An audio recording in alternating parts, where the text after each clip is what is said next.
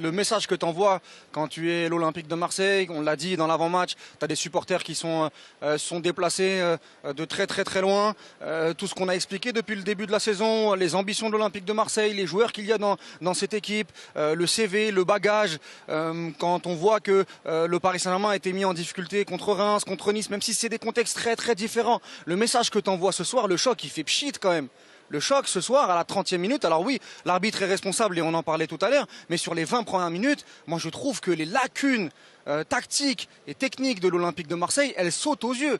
La fébrilité défensive, l'incapacité à ressortir les ballons, la ligne d'attaque a été impactante, n'a pas été impactante. Le duel Pacho-Wai où c'est quand même, ça commence à faire beaucoup après Sceaux à Strasbourg où il gagne pas un duel.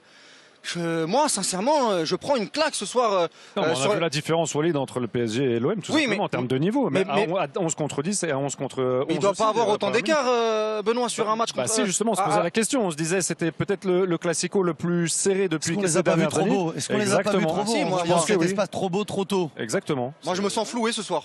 Moi, j'aime beaucoup De Zerbi, je l'ai beaucoup valorisé depuis le début de saison. Il y a des joueurs que j'aime beaucoup, Højbjerg, Greenwood, Balerdi.